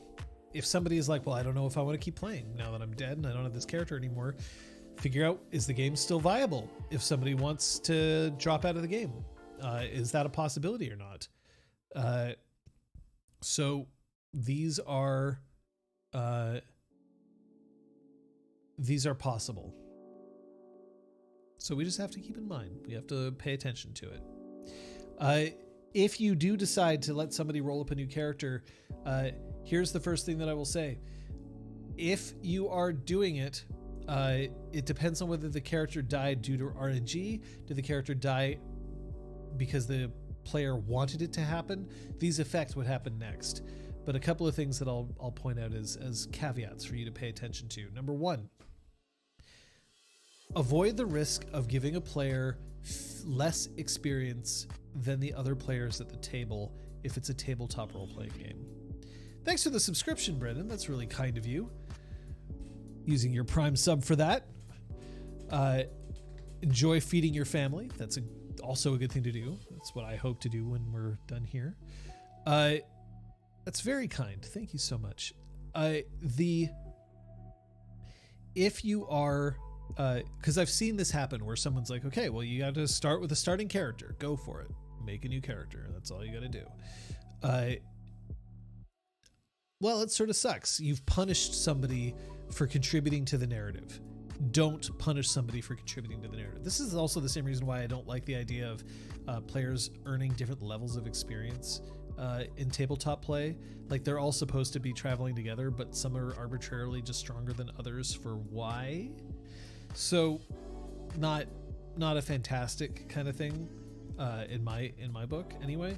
But if you basically say, well, you got to come in with a starting level character, but everyone else has the power of gods and you have the power of, a heroic mortal, well, then you've created an imbalance. You've punished somebody for contributing to that. Looking at past games, okay, Requiem, I'll lock that in as a question. I'm just going to get through this first. So try to give them a balance. Now, one thing that I will say is that if your game is a point by experience system, like a storyteller system game, and you say, okay, well, everybody earned 50 experience, so you get 50 experience, go. Just be a little careful, because this is sort of where you can have somebody come in and be like, great, I'm going to completely focus on the things that I know are important to the campaign. We didn't expect for the campaign to start shifting in this direction, where Sail and Occult are way more important than we thought. So I'm putting a 5 in Sail and a 5 in Occult, and it doesn't cost that much because I'm creating a new character, and then I have 50 experience left over. So I'm just going to buy hyper specialized charms to make it so that I am super powerful. Like, insist that the person create a character that's realistic and not completely min-maxed. They're getting a benefit because you have given them a good death. They shouldn't be abusing that. I mean, like, that's kind of a thing that you should also do anyway. Somebody abusing things in the ways that you don't want them to is sort of bad. But in general, make sure that their character is fleshed out. Now, this could be a great opportunity for you to say, yeah, you didn't know that Sail was going to be important, so hey, I died. Can I come back as somebody who's good at sail so that we have somebody who's good at sail now? Maybe that's perfect. Maybe that's a great way for the character to have an excuse to integrate with the party. And now they have a skill set which they didn't have before. So they're able to contribute to the group right away. And that makes it easier for them to sort of gain those that necessary tie. Then that might be great. Just make sure that they're not completely min-maxing as a result. The second thing that I would say is resist the urge, if at all possible, or at least very much examine this. I do not recommend players be allowed to play characters related to previous characters they've played. And by related, I mean either related by blood or related by affiliation. It is a dangerous situation to find yourself in, because then oftentimes their motivations are simply revenge for the fallen, which not fantastic, because then they're not focused on the narrative as a whole. They're focused on their previous character. The second is that it's sort of like it indicates an unwillingness to let go, an unwillingness to sort of let death have the power that death is supposed to have, because now you're saying, okay, well, sure, your character died, but everything they stood for lives on in someone else. It ends up feeling kind of gross. And finally, I would rather that somebody have ties to other players or other NPCs than ties to somebody who is not in the game any longer, and ties that force them to look inward instead of involving everybody at the table. If you're focusing too much on yourself and your own backstory, then you are committing the equivalent of isolation in role-playing just for yourself, and that's dangerous. Time flew eek. Absolutely. Time always does. So Requiem, you said, I personally like to start characters at the same essence level. So if you're playing Exalted, this would matter for this. At essence level, as the other players, but not necessarily the same XP, but I will give them a temporary XP boost so they can catch up with the group, relatively speaking. Mileage may vary, but it has worked in my games. So what I hope you mean by temporary XP boost is that maybe you start them off with less overall experience than the other players, but that they gain more experience per session thereafter so that they can kind of accelerate and catch up. This is also a way to do it as long as everybody's cool with that. Like, I think that's a good example, a good way of doing it. Because it means that they have also the opportunity to grow into their character instead of having to force the character right away. I think that's a really elegant solution, as long as everybody's okay with it, and as long as you think that that's what will work out for players. It also kind of avoids the whole like, haha, you didn't get to start with 100 experience right away, so I got to make optimized choices on how I spent everything, and you kind of had to go along with it. In this case, you're basically saying, well, now you have to go along with it as well, but at least you get to catch up to everybody. So I think that that's an elegant solution, as stated. Plucky Hero says, so I'm running an Exalted Mortal character campaign, and I said to players the character death probably would be likely. So as an organization, they can continue story from different perspectives, but I'm really running the risk of messing things up. So let me see if I can parse this here, because I think there might be a word missing. I said to players that character death is probably likely. So they generate, as an organization, that they contribute the story from different perspectives. Okay. If this is a part of the game that you've kind of made clear, then that's a thing that you can do. I'm just telling you that in my experience, you want to encourage people to look outward, not inward. Having somebody directly tied to their previous character can be dangerous. Now, generational games like Kung Fu Fenders was talking about, it's kind of built in. It's sort of like assume that this is what's happening. So it's a little bit easier to maintain an outward focus, even though you are continuing down from lineage. But it's also a reason why I don't like it when somebody takes a character from one game and puts it in another, because they're bringing a lot of baggage with that character, a whole shit ton of story that everyone else doesn't have experience with, and you do, means that it's going to feel unbalanced. The idea that this character is like, but I have already done all of these things, not great. And when you've created a character, you've also, if you've been stewing on a character for like 8 years, you come into the game with different expectations than if you came into a character that you've created over the past week. It can mean that players come in with an intense feeling of, like, this is how I want this to go because I've been thinking about it for so long. I've already got the story plotted out. And it doesn't give you a whole lot of leeway as a storyteller. So in general, I discourage this heavily. I do not like having somebody port a character from one game to another for this reason. Now, if you're like, I've always wanted to play a Twilight character who, really liked having long hair, well, whatever. That's still vague enough that I can, get in there and make sure that we're creating something interesting for everybody. But if you're like, well, I've had this character in the back of my mind, and then drop a novel at my feet, I'm not happy. So it's just something to keep in mind.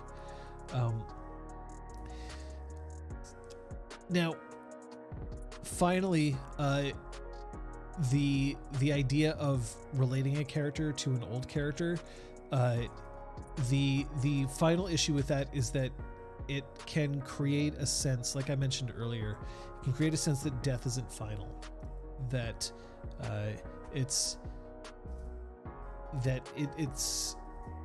a story didn't end because somebody else can come along and just finish it for them. So it is not something that I would encourage. Let's see. Let's check my notes to see if there's anything else here. Actually, in the meantime, let's get to this question that Raccoon had. Looking at past games I've run, was there a point where I had a pretty strong feeling that a character death would end the game? Yes, absolutely. And it's often earlier than people would expect. If I run... I think Exaltwitch Academy is there now.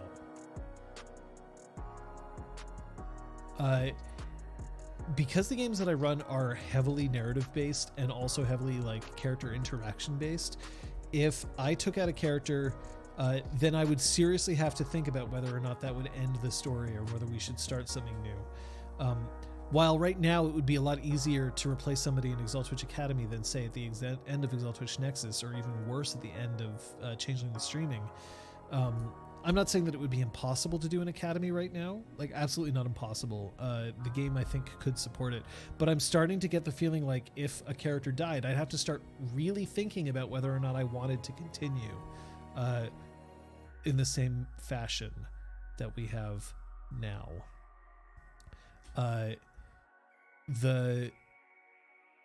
So yeah, I absolutely, I feel like this is the sort of thing that I want to keep a hold of, that I want people to think about. So, you're now worried about your Exalted viewing content? I don't think you should be. The only thing that I've spoiled at this point is that PCs have not died in Exaltwitch Academy. So over the course of the past 15 sessions, there hasn't been a player character death, and this is fine. But I do want to point out that this is a case-by-case basis, but in general, once I feel like a group has sort of solidified and they've had enough adventures together, it becomes very difficult for you to add somebody onto that and make that work. So, and to keep the narrative and the themes and all that in the same place. It's doable, but at a certain point, I might say well, if somebody died, they died because I felt like it would be a good story moment. The players felt like it would be a good story moment. And where do we go from here?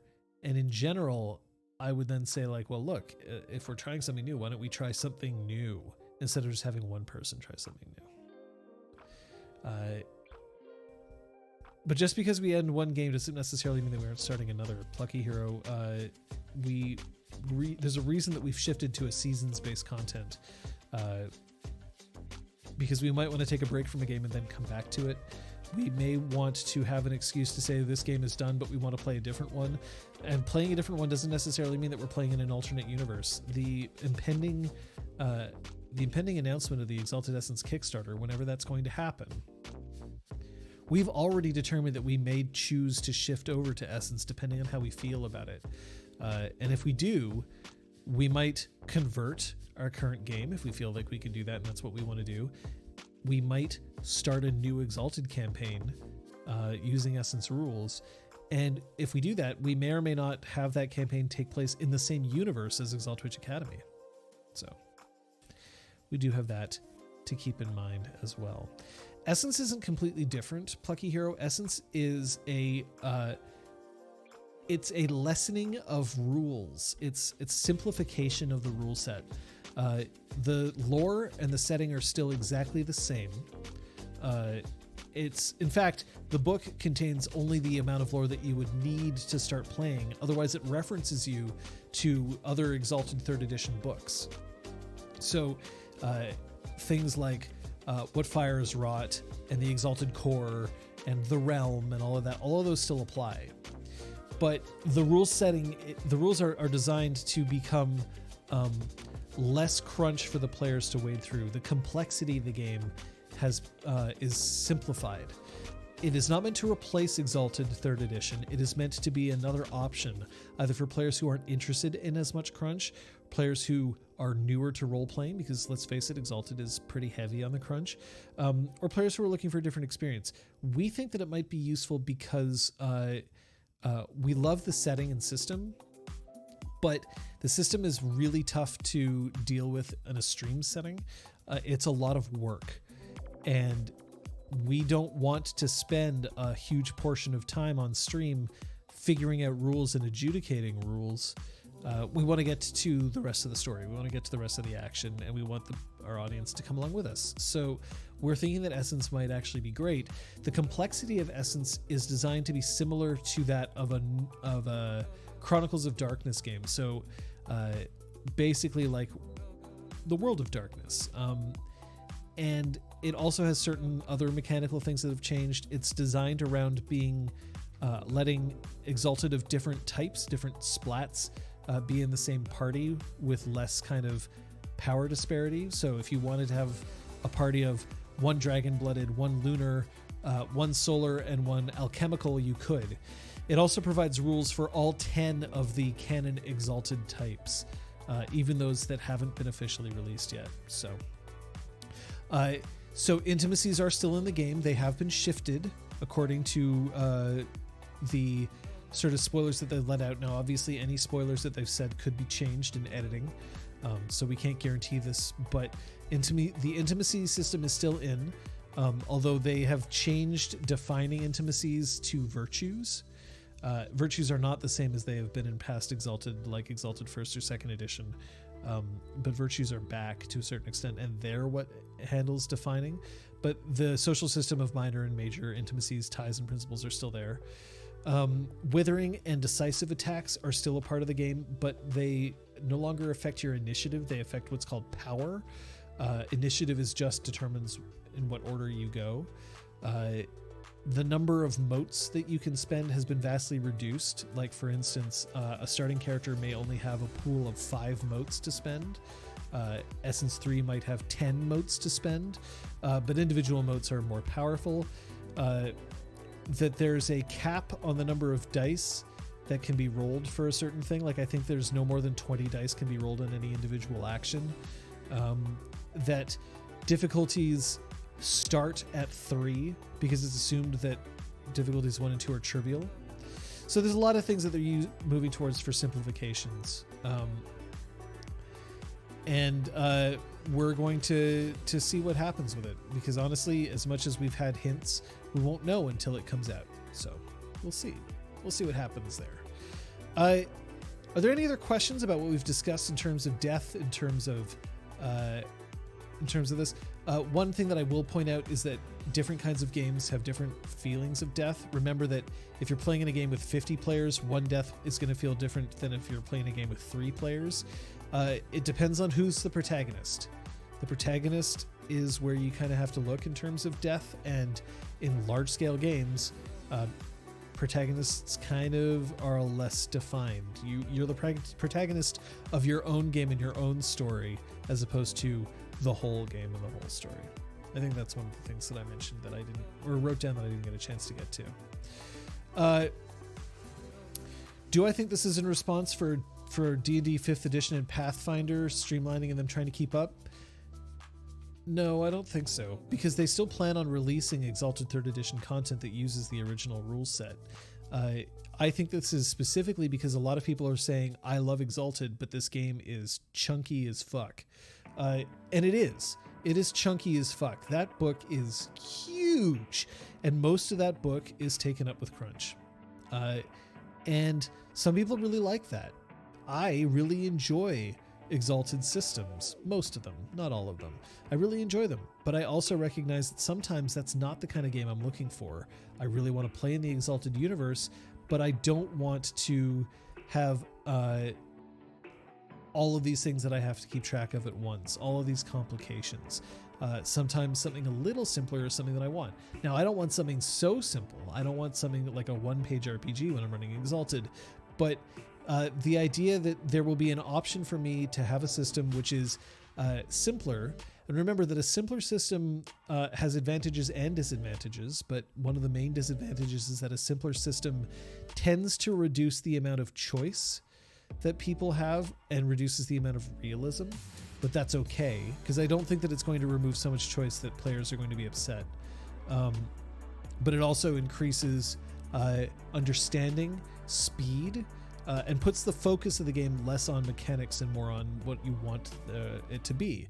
So if you want to put the focus on mechanics, just keep playing normal 3rd edition, and there will be plenty of material out there for you. They're not ending Exalted 3rd edition. This is not a 4th edition of the game. This is not meant to replace 3rd edition, and future things like Crucible of Legends or the books on Exigence or Sidereals are all going to be released as Exalted 3rd edition, not Essence. So there is that. It looks like it's 7 o'clock, which means that we are out of time. Clinic hours are done, but that doesn't mean that your streaming journey with us is over. Tomorrow over at twitch.tv/Elizabeth A. Neal will be more Punch Club at 6 o'clock p.m. Eastern Daylight Time. On Saturday at 11 a.m. will be the rewatch of Exalted Academy episode 15. So you can tune on in and watch it live with other people and chat with it. It's a cool time. 3 o'clock on Saturday will be Drew Crew over on Elizabeth A. Neal's channel, and then at 6 will be Doomed featuring Scott and the Crosshair. Sunday, it is Sunday will be Exalted Academy episode 16, 6 p.m. Eastern Daylight Time right here. You can watch with us live if you are able to, and get in on some role playing, which we'll have fun doing. No, I love having lockdown bottled up talkativeness here. That's the whole point, that we have people here so that they can talk. It's fantastic to see you here. Really appreciated that you show up. But if there's anything that you take away from clinic hours, it's that you should, if at all possible, use your word hole. See you next time.